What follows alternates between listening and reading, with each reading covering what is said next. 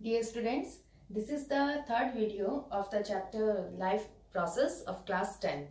Right? पिछली class में पिछली वीडियो में आपने न्यूट्रिशन के बारे में पढ़ा था कि कैसे न्यूट्रिशन होता है, इनटेक ऑफ फूड को न्यूट्रिशन बोलते हैं। अब वहाँ पर आप थोड़ा सा रिकॉल करिए, आपको मैंने बहुत सारे एंजाइम्स बताए थे। सबसे पहले सलाइवरी अमाइलेज का जिक्र हुआ था, उसके बाद हम पेप्सिन हमने पढ़ा, उसके बाद हमने ट्रिप्सिन पढ़ा, राइट। तो उसके बाद आपने स्मॉल इंटेस्टाइन पढ़ा। स्मॉल इंटेस्टाइन में जो फूड होता है वो डाइजेस्टेड फूड जो है वो एब्जॉर्ब हो जाता है। विली जो फिंगर लाइक प्रोजेक्शंस होती हैं उसमें ब्लड वेसल्स होते हैं, वो उसको एब्जॉर्ब फूड को हर सेल तक पहुंचाता है। अब उसके आगे का प्रोसेस हम यहाँ पर एक बार देख लेते हैं क्या है। तो होता ये है कि ये हमारा सिंपल, हमारे पास सिंपल शुगर है जिसे ग्लूकोज बोलते हैं। 6 कार्बन मॉलिक्यूल है। 6 कार्बन से क्या मतलब है, मतलब कार्बन के 6 एटम्स है और ग्लूकोज का आपको फॉर्मूला पता ही है C6H12O6। तो यहाँ पे क्या हुआ, ये ग्लूकोज है जैसे, तो ग्लूकोज ये जो प्रोसेस होती है डिफरेंट डिफरेंट तरीके हैं होने के। जैसे मैं आपको बता देती हूँ, पहले ग्लूकोज सबसे पहले पायरुवेट मॉलिक्यूल में कन्वर्ट होता है और pyruvate is the 3 carbon molecule, right. अब ग्लूकोज का पायरुवेट में कन्वर्ट होना एक तो ऑक्सीजन की प्रेजेंस में हो सकता है और ऑक्सीजन की एब्सेंस में हो सकता है और लैक ऑफ द ऑक्सीजन यानी कि insufficient amount of the oxygen, और आप कह सकते हो जहां पर ऑक्सीजन की मात्रा कम होती है। ठीक है, तो जो भी है ये हम बाद में पहले पढ़ेंगे। अभी हम ये देख लेते हैं कि ग्लूकोज पायरुवेट में जो कन्वर्ट हो रहा है वो साइटोप्लाज्म में कन्वर्ट हो रहा है, चाहे इसके आगे कुछ भी हो। ये यहाँ पर आप लिख लेना, यहाँ पे इन साइटोप्लाज्म, ये चीज आप लिख लेंगे।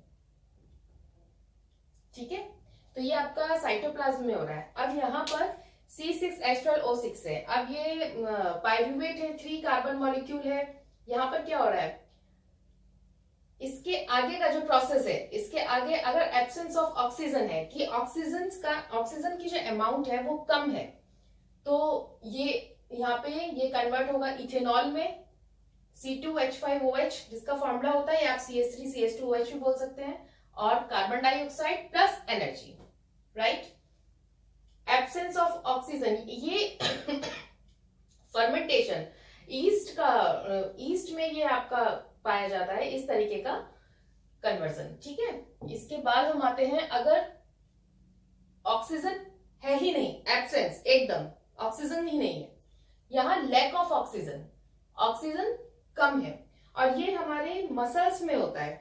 मसल्स में समटाइम्स मतलब लैक ऑफ ऑक्सीजन होती है, तो जैसे फिर वहां पर ये रेस्पिरेशन स्टार्ट हो, ये प्रोसेस स्टार्ट होगा, तो आपका लैक्टिक एसिड भी 3 कार्बन मॉलिक्यूल है। इसमें भी कार्बन के जो एटम है वो 3 है, तो 3 कार्बन मॉलिक्यूल है और एनर्जी, ये आप प्रोडक्ट आपको यहाँ पर ये मिलता है।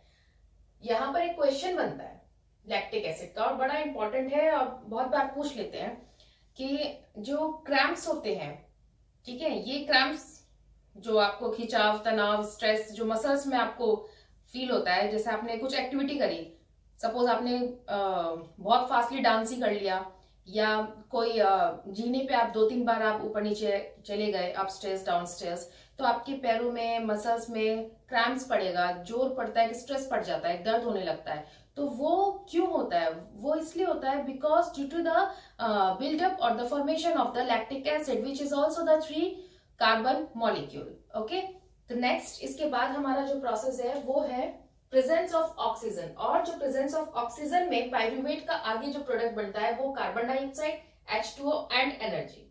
अब यहाँ देख करके ही आपको पता चल रहा होगा कि हम जो पढ़ेंगे वो हमारा क्या है, प्रेजेंस ऑफ ऑक्सीजन। हम लोग तो ऑक्सीजन में रेस्पायर करते हैं ना, तो ये आपका क्या हो गया, प्रेजेंस ऑफ ऑक्सीजन। ये माइटोकॉन्ड्रिया में ही होता है। माइटोकॉन्ड्रिया आप जानते हैं power house of the cell होती है, ये आपने पढ़ा हुआ है, और इसमें हमको CO2, H2 और एनर्जी मिलती है। तो ये जो मैंने आपको ऐसे दिखाया, ये ब्रेक डाउन ऑफ ग्लूकोज, यहाँ मैंने एरो ऐसे दिखाया हुआ है कि ये इसके लिए है, break down of glucose by various pathways. Various pathways से मतलब डिफरेंट डिफरेंट तरीकों के साथ, रास्तों के साथ, और वो क्या थे, absence of oxygen, lack of O2, presence of O2। यहाँ पे इनसफिशिएंट अमाउंट ऑफ O2 भी आप लिख सकते हैं, और यहाँ पे ईस्ट फर्मेंटेशन प्रोसेस लिख लेना है, ब्रैकेट में यहाँ पर आप लिख लेंगे फर्मेंटेशन प्रोसेस, राइट। यहाँ पर अब ये देख लीजिएगा कि एटीपी बड़ा पूछ लेते हैं, मतलब इंपॉर्टेंट है। What is ATP? क्या? Adenosine triphosphate, adenosine diphosphate. अब एटीपी है क्या? It is the energy currency for the most cellular process. क्या होता है बच्चों? रेस्पिरेशन हमने डाइजेस्टिव सिस्टम पढ़ा था, एलिमेंट्री कैनाल हमने पढ़ा था, ह्यूमन एलिमेंट्री कैनाल। न्यूट्रिशन में क्या था? बस फूड का इंटेक हुआ, उसके बाद क्या हुआ?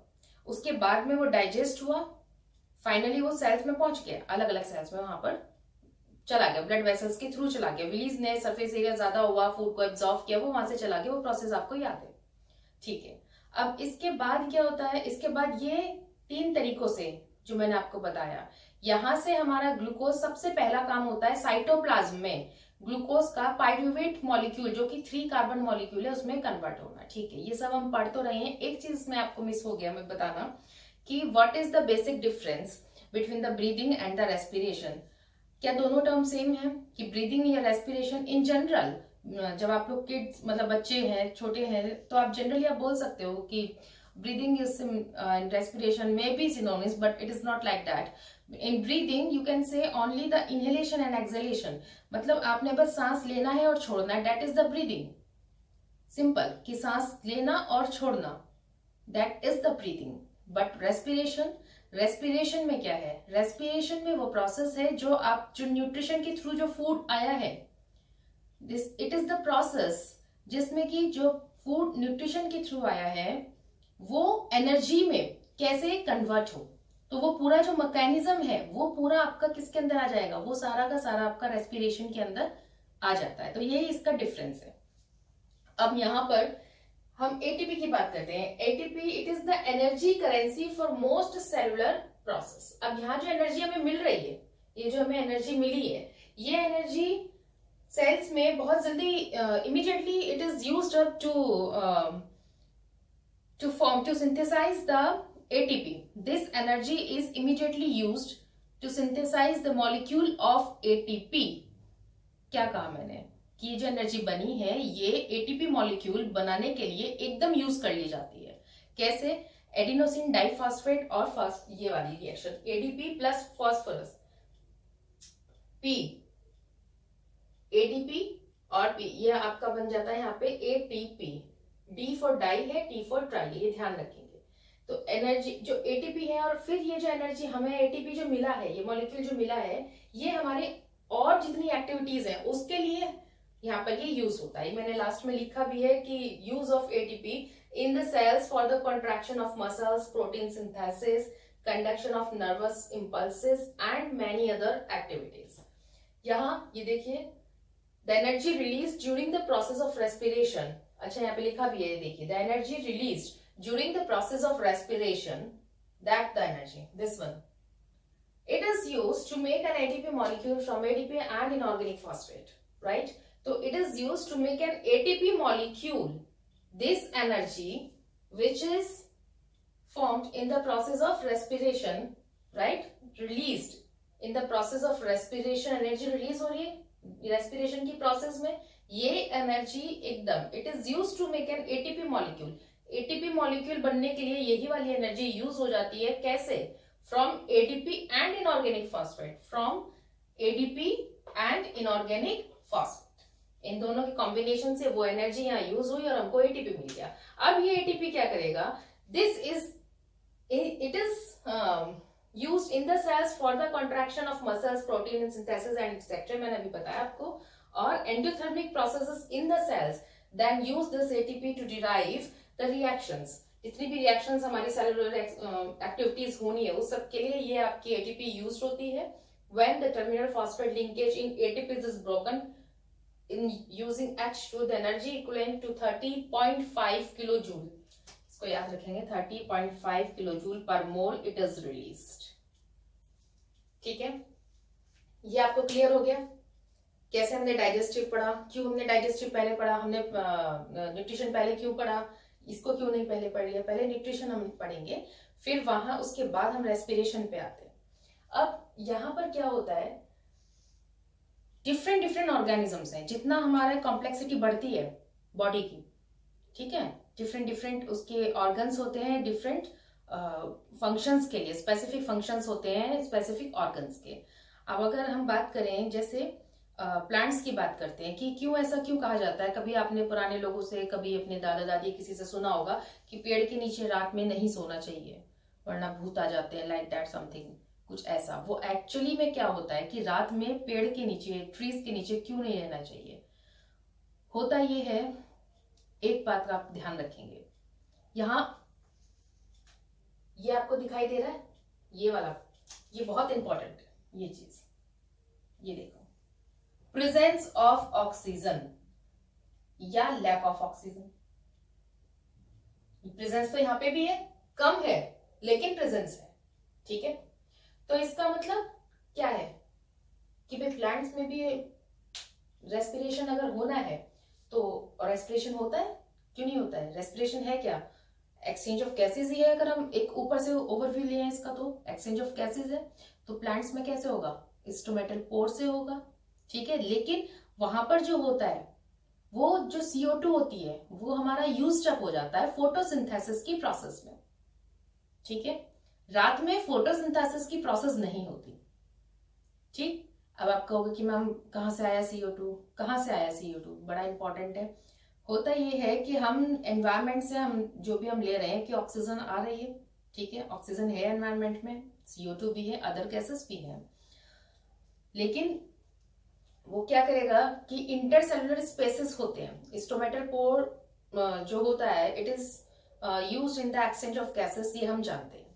अब स्टोमेटल पोर से होता है वो, ठीक है।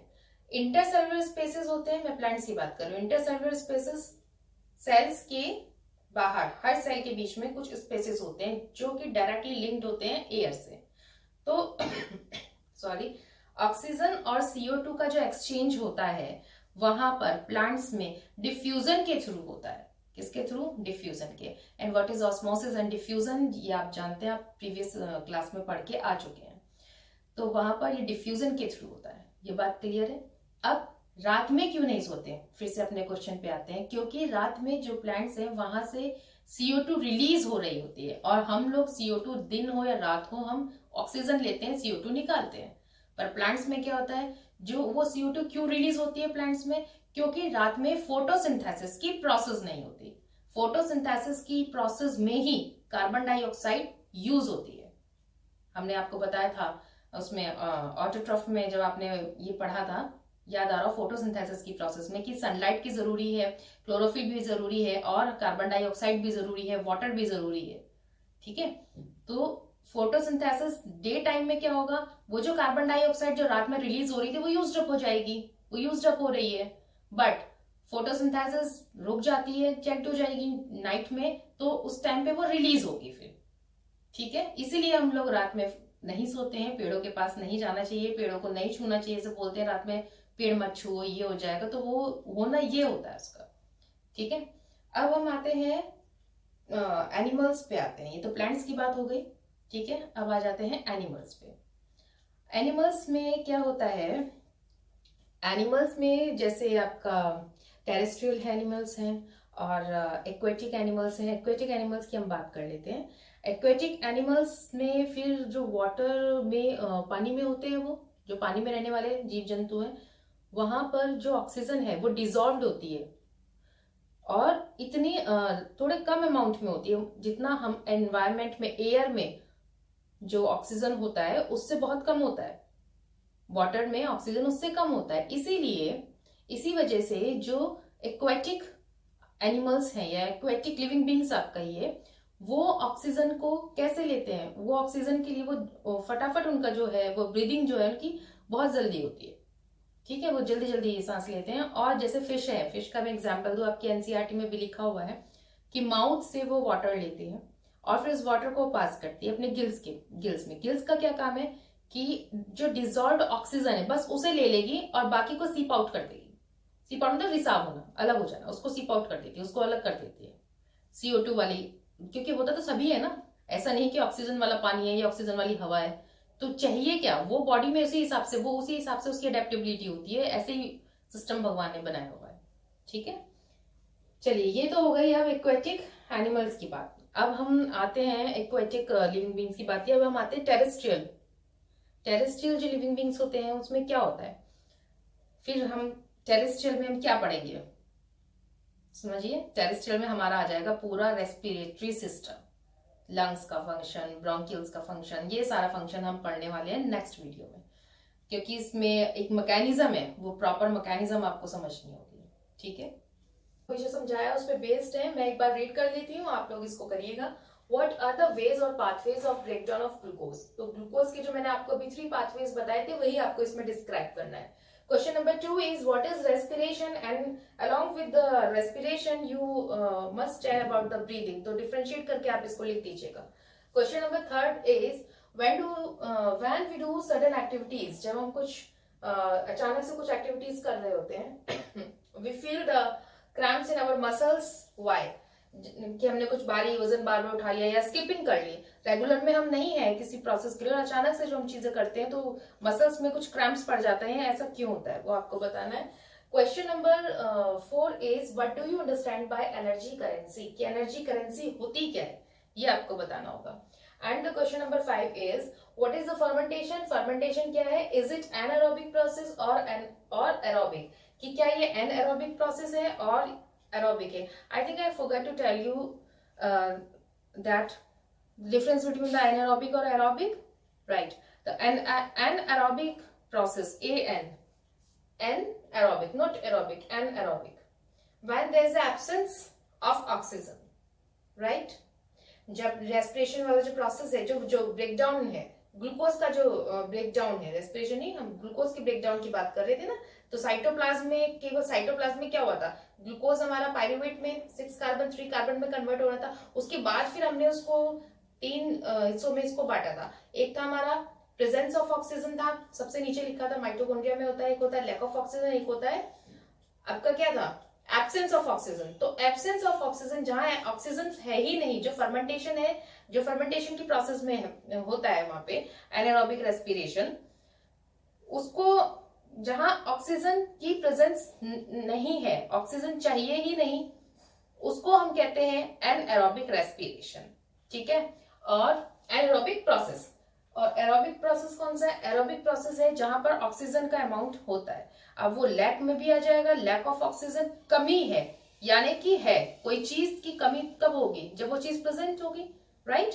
तो उसमें दोनों आ जाते हैं आपके एरोबिक रेस्पिरेशन में। ठीक है, नेक्स्ट क्वेश्चन है आपका what is the site of the formation of pyruvate molecule, कि पायरुवेट मॉलिक्यूल के फॉर्मेशन की साइट क्या है, वो जगह कहाँ है जहां पर वो क्या जगह है, क्या प्लेस है, क्या साइट है जहां पर पायरुवेट मॉलिक्यूल आपका बन रहा है।